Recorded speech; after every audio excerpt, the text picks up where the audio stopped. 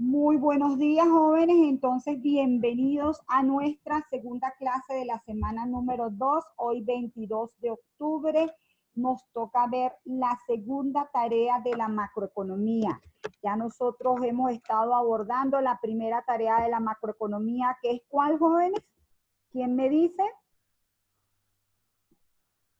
Calcular variables macroeconómicas. Así es, calcular y analizar variables macroeconómicas. De hecho, vimos las más importantes, las vimos por sectores, vimos las estadísticas y ahora lo que vamos a ver es, con esos resultados macroeconómicos, cuáles son las herramientas con las que cuentan los gobiernos o las autoridades económicas, porque está incluido el Ejecutivo y el Banco Central, para mejorar esos resultados macroeconómicos. ¿Cuál es el problema de fondo? El problema de fondo es que existen los ciclos económicos.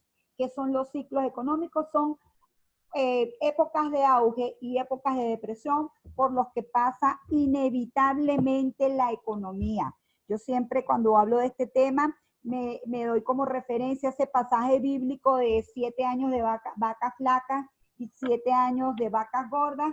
En economía eso parece inevitable. Usted puede llevar una tendencia creciente a lo largo de los años en una economía porque está haciendo bien el trabajo, porque está teniendo un proceso de formulación y acumulación de capital activo, pero aun cuando esté en esa tenda, en esa tendencia creciente, usted va a tener un Producto Interno Bruto que va a pasar por épocas en las que va a estar creciendo mucho y épocas en las que se va a desacelerar o inclusive puede tener crecimiento negativo. ¿Ok?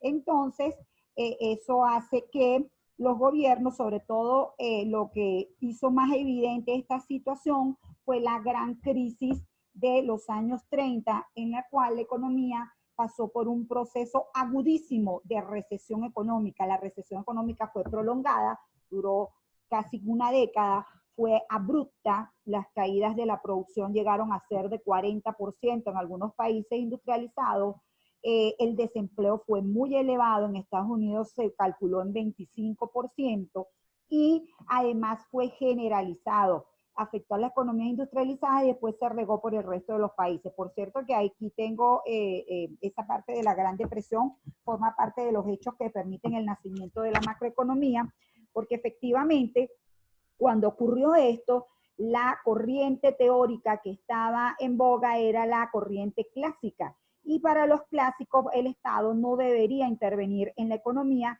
sino que había que dejar que los mercados se ajustaran y que la economía solita iba a salir de ese proceso de recesión. Resulta que pasó mucho tiempo, que los problemas se agudizaron y entonces, como en todo momento histórico, siempre suele emerger alguna cabeza brillante, alguna persona muy talentosa que logra vislumbrar las cosas y decir, ya va, lo que pasa es que en esta situación hay que dejar totalmente de lado los postulados clásicos, él lo dijo con palabras un poco más duras, ¿ok? Y hay que pensarse en el corto plazo y hay que pensarse en una nueva forma de analizar la economía y eso lo hizo el señor John Maynard Keynes en su obra, que era una obra bastante pequeña pero muy completa, de la teoría general del interés, el precio, la teoría general del empleo, el interés y el dinero, logró crear todo un andamiaje en el cual la política económica, es decir, la política de fiscal y la política monetaria eran capaces de sacar a las economías de la recesión. Luego, en esa comprensión de los ciclos económicos, se entendió que no era solamente importante actuar cuando la economía está en la fase descendente del ciclo y cuando llega a depresión, sino que también cuando está en la parte ascendente del ciclo, se genera ya no un problema de caída del Producto Interno Bruto, que es lo que ocurre en la fase de desaceleración, sino unas presiones inflacionarias y que allí también habían instrumentos, básicamente de parte del Banco Central, para controlar esa situación, ¿ok? Entonces, ya con ese andamiaje, la macroeconomía surge como disciplina aparte particular, con toda una teoría que la respalda y empiezan a entender las autoridades económicas que deben tener objetivos de política macroeconómica. Entonces, ¿Cuáles son esos objetivos de política macroeconómica? El crecimiento del PIB. El PIB debe crecer de forma sostenida a lo largo del tiempo. Del PIB que estamos hablando aquí es del PIB real. Yo les hablaba del proceso de formación y acumulación de capital y les decía que unas economías eran más ricas que otras porque se obtenía un crecimiento económico del PIB y esa mayor producción de bienes y servicios se vendía y generaba un mayor ingreso. Si ese ingreso lo dividíamos entre la población, nos daba un PIB per cápita que era más alto en unos países que en otros. Entonces, en la medida que una economía sea capaz de generar aumentos del ingreso per cápita, esa población va a gozar de los ingresos que necesita para satisfacer sus necesidades.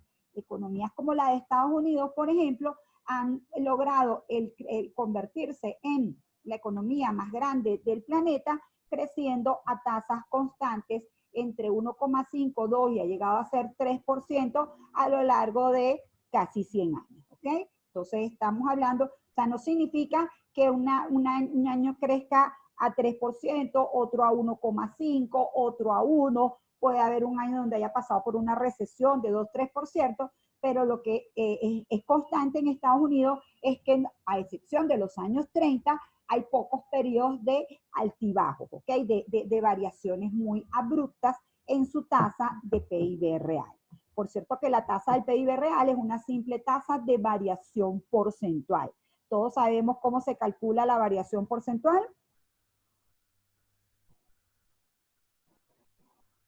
¿Alguien que me diga cómo se calcula la variación porcentual?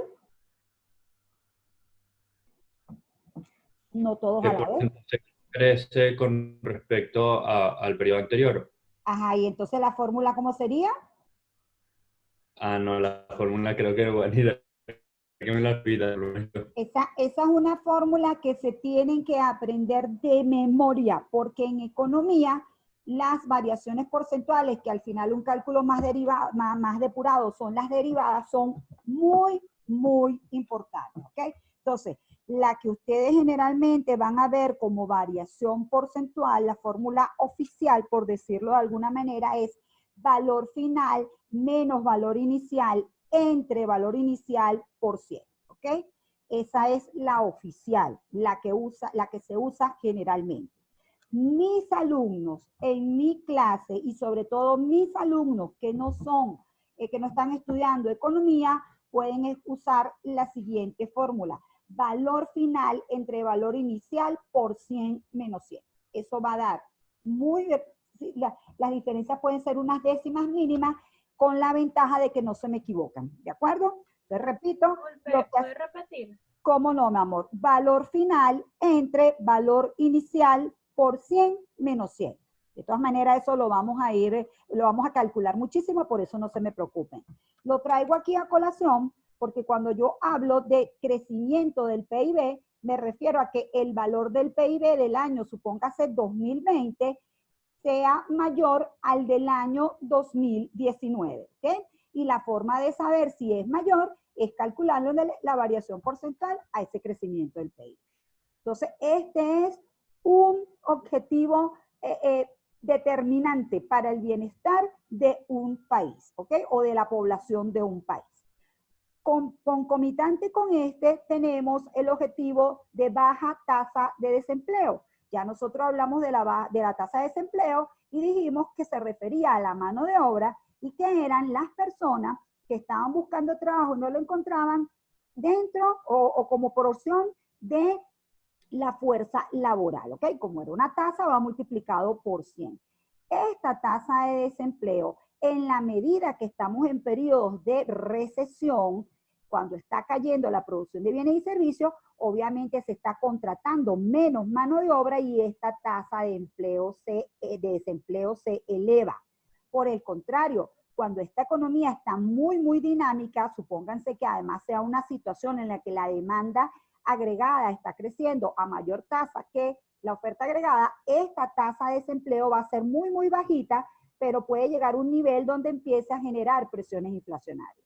En todo caso, nosotros como objetivo macroeconómico queremos una tasa de desempleo, ¿verdad?, que sea muy cercana a la natural y que entonces las personas que al final son nuestra razón de ser, nuestra razón de entender la macroeconomía no son los números, nuestra razón de ser de la macroeconomía son las personas, el homos económicos, obteniendo el mayor bienestar posible. Y en la medida que las personas tienen un empleo, reciben un ingreso que les permite desarrollarse personalmente, desarrollarse profesionalmente, desarrollar a su familia, ¿sí? Entonces, este es el indicador social por excelencia que nosotros perseguimos. Y realmente nosotros producimos cada vez más bienes y servicios para alcanzar que las personas puedan incorporarse al mercado de trabajo y puedan satisfacer sus necesidades, ¿ok?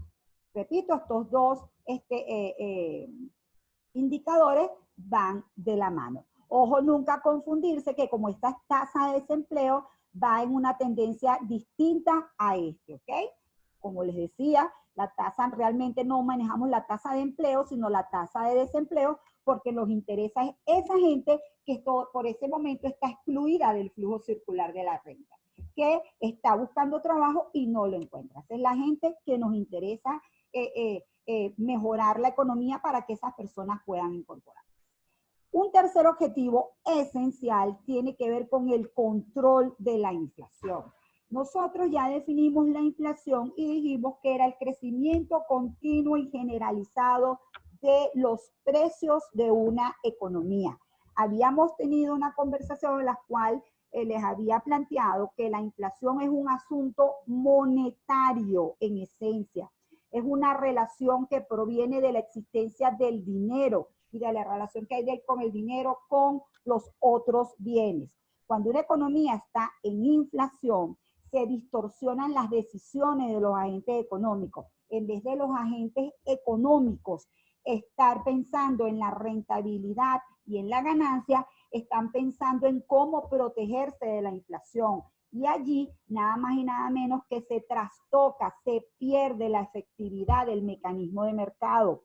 He hecho mucha énfasis en que ustedes entiendan el funcionamiento microeconómico, porque a nivel microeconómico, el libre juego de oferta y demanda es el que manda esa señal de precios en cada mercado. Y esa señal de precios en cada mercado, mientras más competencia haya en ese mercado, va a ser un precio que va a garantizar beneficio tanto para el productor como para el consumidor. Recuerden el concepto de excedente del productor y excedente del consumidor. Muy bien, lo que ocurre cuando hay inflación es que esas personas no están en esa estructura virtuosa, dinámica de la economía, sino que están tratando el trabajador por un lado exigiendo aumento de salarios y el empresario por el otro exigiendo aumento de precios o incrementando los precios para protegerse de la inflación, están en esa dinámica y allí el tema de la productividad, de la rentabilidad, todo eso queda de lado. Entonces, tremendamente grave el proceso de inflación, porque además la inflación siempre está asociada a la pérdida de poder adquisitivo. El dinero puede llegar a perder toda su funcionalidad si esta inflación es elevada. Las expectativas pueden llegar a cambiar toda la dinámica de un país y afectar seriamente el país. Aquí no hay mucho que ahondar porque ya vimos los efectos en Venezuela de la alta inflación y de la hiperinflación, ¿ok? Solo entonces hay que tener en cuenta lo vital que es el control de la inflación para que podamos tener un mecanismo de mercado que funcione, ¿ok? Otro objetivo importantísimo, estabilidad del tipo de cambio. ¿Por qué necesitamos tener estabilidad del tipo de cambio? Porque el tipo de cambio es el precio al que se intercambia la moneda nacional por moneda extranjera. Y los agentes económicos necesitan tener confianza en que la fluctuación de esta tasa de cambio va a ser relativamente estable para ellos poder tomar sus decisiones de exportaciones y de importaciones. Recuérdense que las exportaciones y las importaciones son variables que forman parte de la oferta y de la demanda agregada de la economía. ¿Okay? Finalmente, hay otros objetivos que no hemos visto los conceptos ahorita, solamente los voy a mencionar: déficit público y déficit externo. Déficit público ya sabemos que es las cuentas del gobierno. Cuando el gobierno tiene un gasto mayor que su ingreso, incurre en un déficit y obviamente si este déficit es muy elevado va a generar unas consecuencias en la macroeconomía. Eso lo vamos a ver con muchísimo detalle, ¿sí? Así que no me voy a extender ahorita.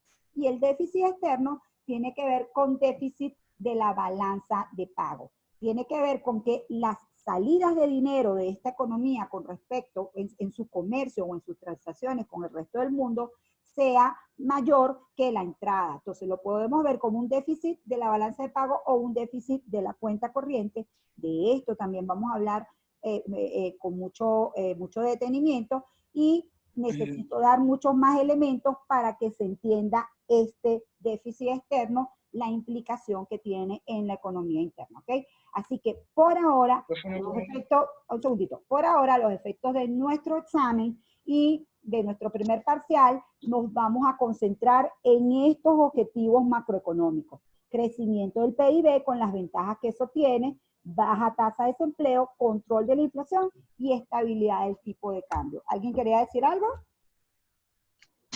Profe, buenos días. Buenos días. El tema de déficit público y déficit externo, eso tiene que ver con cuando la gente habla con la deuda externa de un país o la deuda pública. ¿Hay una relación entre ellos? ¿Son cosas distintas? No tanto la deuda, no es que sea muy distinto, pero no tanto la deuda, porque la deuda siempre va, la deuda nunca va a estar en déficit. Usted o debe un nivel, o debe otro nivel, o de otro nivel. Ese nivel puede ser bajo o alto, pero nunca no va a estar en términos de déficit. Déficit siempre va a ser la resta de algo, ¿sí?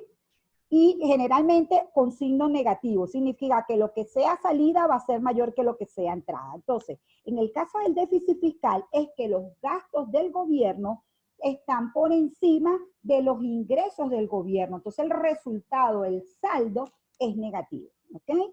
En el caso del déficit externo, tiene que ver con la cuenta corriente de la balanza de pago. La cuenta corriente de la balanza de pago, que lo vamos a ver en su momento, tiene que ver con las transacciones de bienes y servicios, que es la balanza comercial, ¿sí? Donde tenemos las exportaciones y las importaciones de bienes y servicios. Tiene que ver con las operaciones que se hacen con bienes de renta, es decir, tiene el pago de dividendos, el pago de mano de obra, todo ese tipo de cosas que tienen que ver con la rentabilidad del capital y tiene que ver con las transferencias corrientes, los regalos que se hagan o se reciban del exterior. Entonces, la palabra déficit tiene que ver con que las salidas de dinero de la economía nacional sean mayores que las entradas de dinero y entonces esto de negativo. Por ejemplo, un déficit de balanza comercial, ¿cómo sería? Que las importaciones sean mucho mayores que las exportaciones, ¿sí? Un déficit en la balanza de renta, ¿cómo sería? Que los ingresos por renta de capital sean menores que los ingresos por renta de capital. Y unas transferencias corrientes, ¿cómo serían negativas? Que las transferencias corrientes pagadas al exterior sean menores que las recibidas desde el exterior, ¿ok? Pero repito, esto lo vamos a ver con muchísimo más detalle. Esto es apenas un primer esbozo que quiero dar aquí. Entonces, teniendo en cuenta que esto es lo que perseguimos, lo que queremos ver a nivel conceptual es las variables, las herramientas con las que cuentan las autoridades económicas para lograr estos objetivos que están aquí. Y en ese sentido, de este lado, lo que tenemos es el diseño de la política económica. Lo primero que tenemos que entender es que política económica son las estrategias que fijan los gobiernos para alcanzar resultados macroeconómicos. Dentro de esas estrategias, ¿verdad?, está la política fiscal, la política monetaria y la política cambiaria. Siempre que ustedes escuchen el término política económica, se refiere a esos tres políticas: fiscal, monetaria y cambiaria. En el caso de la política monetaria, el ente que puede manejar sus variables para lograr estos objetivos es el Banco Central. ¿Por qué el Banco Central? Porque el Banco Central es la institución que emite y controla la cantidad de dinero. Entonces, todas las decisiones que tome el Banco Central en materia de cantidad de dinero y de tasa de interés le van a permitir orientar la política, puede ser expansiva o puede ser contractiva. expansivo siempre se va a referir a que está aumentando la cantidad de dinero, por ejemplo, y contractiva a que está reduciendo la cantidad de dinero. Ya nosotros vimos el concepto de cantidad de dinero y lo asociamos con un indicador que se llama ¿cómo, jóvenes? ¿Quién me dice cómo se llama el indicador que permite medir la cantidad de dinero o la oferta monetaria, si lo quieren ver así? No todos a la vez, uno solito. La liquidez monetaria. Ya nosotros dijimos que la liquidez monetaria era un agregado monetario que permitía calcular la cantidad de dinero o la oferta de dinero y que estaba compuesto por ¿cuáles variables?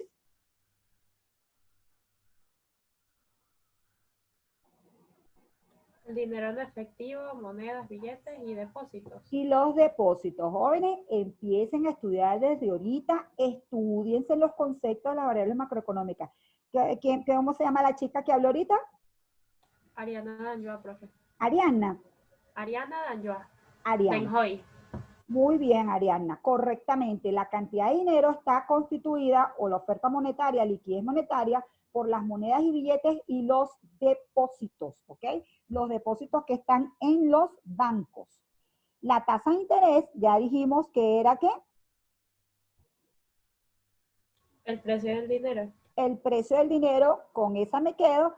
El que le pueda gustar, la que tiene que ver con esa prima que se recibe o se paga por un dinero solicitado o prestado en un tiempo determinado, también esa está bien, ¿sí? Pero eso de qué es el precio del dinero me interesa mucho desde el punto de vista macroeconómico.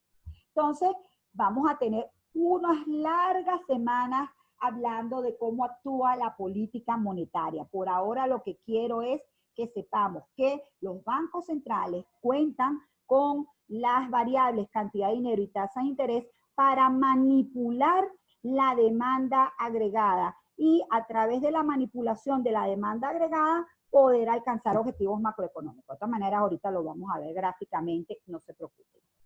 En el caso de la política fiscal, aquí nos referimos entonces a los instrumentos que maneja directamente el gobierno. Y los instrumentos que maneja directamente el gobierno no son más que sus cuentas de finanzas públicas. Estamos hablando de los impuestos y estamos hablando del gasto público. Cuando nosotros vimos la parte del sector público, dijimos que una de las acciones de la economía que tenía el sector público era la redistribución de la renta. Entonces, en la medida que el Estado tome sus decisiones de cuánto impuesto va a cobrar a los agentes económicos, le quita renta, le quita ingreso a la economía. Y en la medida que decida aumentar el gasto público, le da renta a algunos individuos en la economía y eso tiene un impacto sobre la demanda agregada. Repito, lo vamos a ver ahorita en la pizarra, ¿ok? Y finalmente, la política cambiaria tiene que ver con la intervención que hace el Banco Central en el mercado cambiario para mantener este tipo de cambio en una senda que él desee y que esté acorde con sus objetivos macroeconómicos. Si es un tipo de cambio fijo, se pone un poco más cuesta arriba la acción del Banco Central, porque obviamente si el tipo de cambio es fijo, tiene que estar todo el tiempo utilizando las reservas internacionales para poder actuar en el mercado cambiario. Por cierto que no hemos dicho el concepto de reservas internacionales. Lo digo ahorita. Reservas internacionales son activos financieros externos en poder de la autoridad monetaria. ¿Ok? Está referido al oro, a las divisas, a las cuentas de depósitos y a una figura que se llama derechos especiales de giro, y esas son variables que maneja la autoridad monetaria. Si una persona particular tiene una cuenta en dólares, eso no forma parte de las reservas internacionales. Tiene que ser un activo financiero internacional, es decir, que está denominado en moneda extranjera y que está bajo el control de la autoridad monetaria. Generalmente en los países la autoridad monetaria es el Banco Central. ¿Ok? Entonces, repito, tenemos estas herramientas que están aquí para alcanzar estos objetivos. Generalmente lo que ocurre, jóvenes, en economías organizadas es que las autoridades económicas programan, establecen, estiman cuánto debe crecer la tasa del Producto Interno Bruto, dadas las características que tenga la economía en ese momento, cuánto puede ser la tasa de desempleo, cuánto la tasa de inflación y cuánto la tasa de tipo de cambio, y en función de esa programación económica que hacen, ven cómo tienen que mover estas variables que están aquí. Finalmente, aquí en mi parte de abajo vamos a tener políticas de oferta. Están los incentivos a la producción, las políticas de crédito o financiamiento y las políticas de comercio exterior. Ojo, estas variables que están aquí no se llaman política económica. Estas son políticas que tratan de influir sobre la oferta. Típicamente, cuando ustedes escuchen hablar de política económica, son estas tres que están aquí y que tratan de influir sobre la demanda agregada. ¿Ok? ¿Tienen alguna pregunta, muchachones?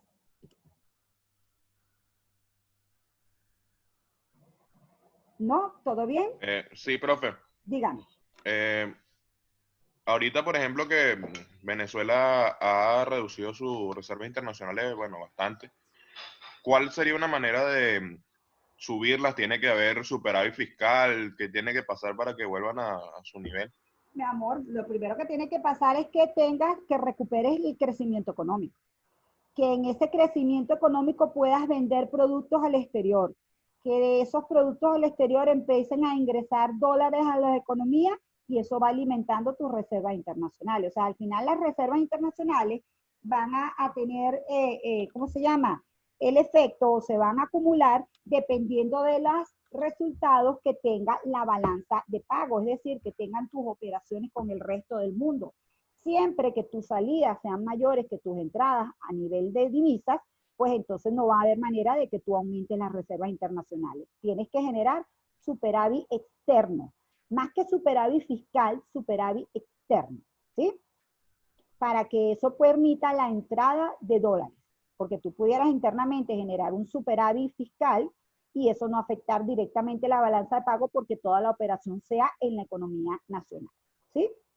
Ahorita lo vamos a ver con un poquito más de detalle, ¿sí? Entonces, fíjense, aquí les tengo estas gráficas para ubicarnos un poquito de mejor antes de irnos a la pizarra, porque bueno, a mí no me quedan tan bien las gráficas como las van a tener aquí, ¿sí? Fíjense de lo que se trata. Repito, no mentira, esta es la parte de los ciclos económicos.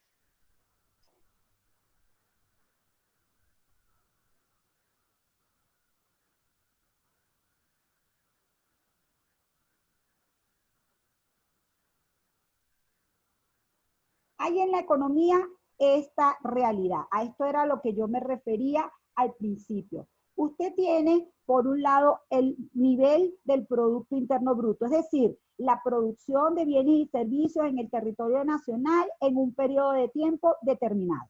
Y aquí tiene el paso del tiempo, generalmente en años, ¿sí? Lo que usted desea a lo largo del tiempo es que usted arranque en este nivel que está aquí y a medida que pasen los años, usted esté produciendo cada vez más bienes y servicios. Amén de que la población crece año tras año. Entonces usted necesita generar cada vez más ingresos para poder satisfacer sus necesidades. Eso, después lo veremos con detalle, esa tendencia que debe ser creciente se llama PIB potencial.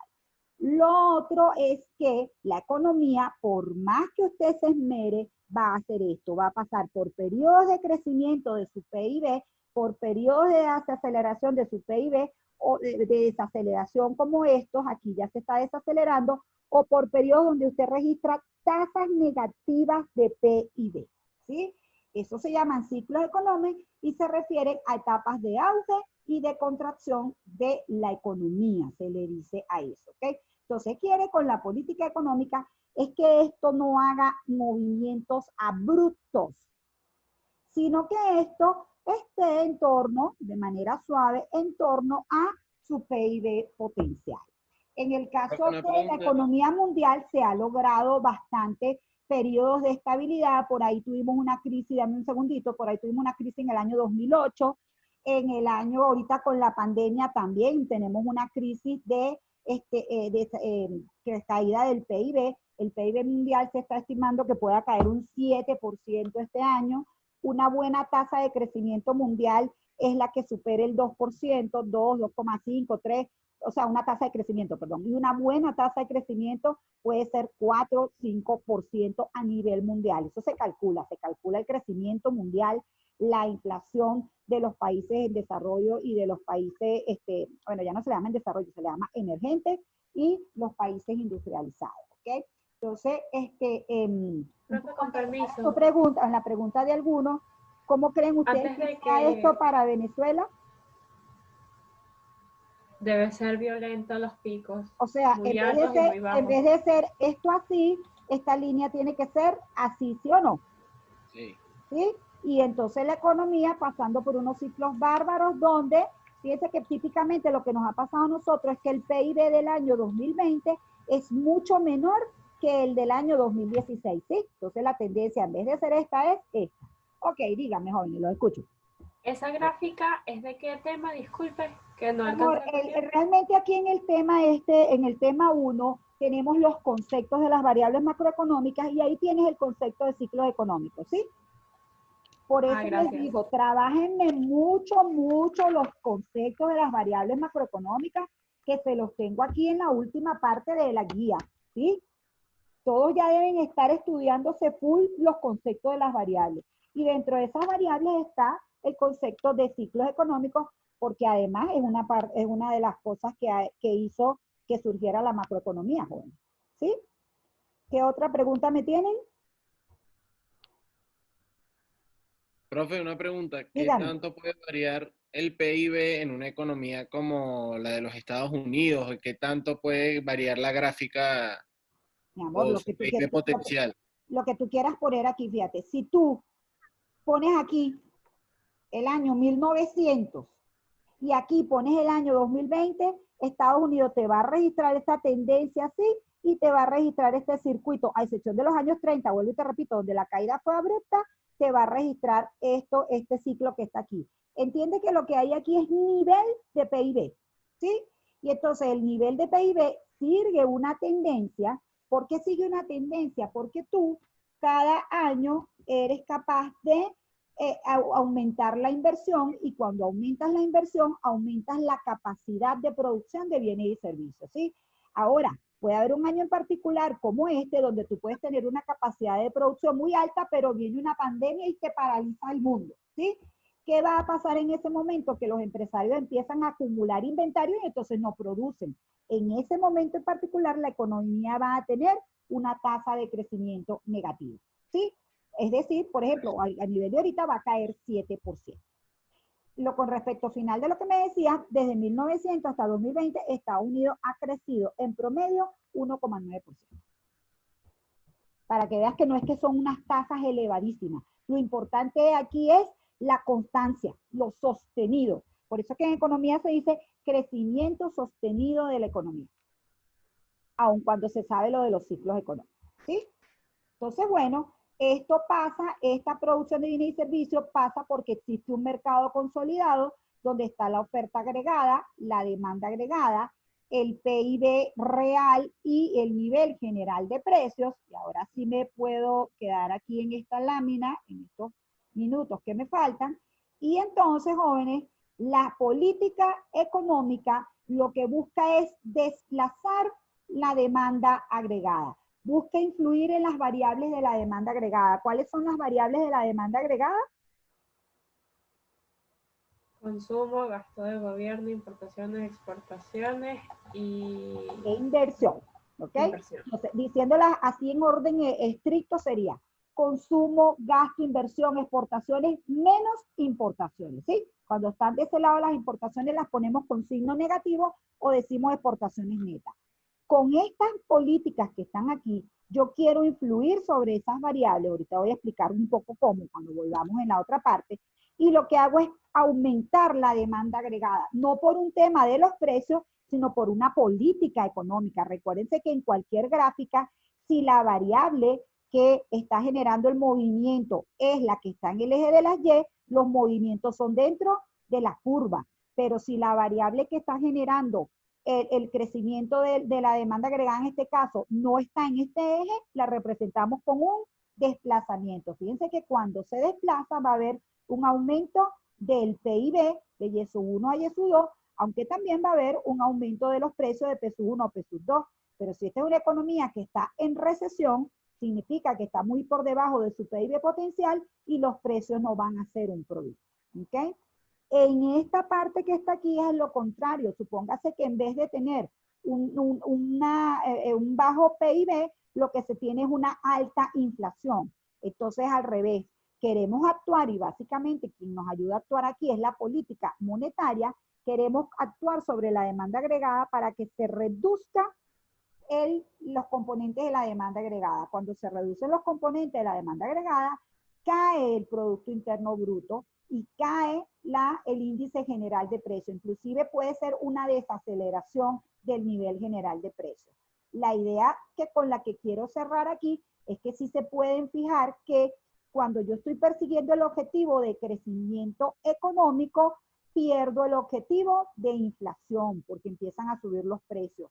En cambio, cuando yo estoy persiguiendo el objetivo de controlar la inflación, pierdo el objetivo de crecimiento económico porque caen los precios. Eso es lo que nosotros llamamos conflicto de objetivos a corto plazo.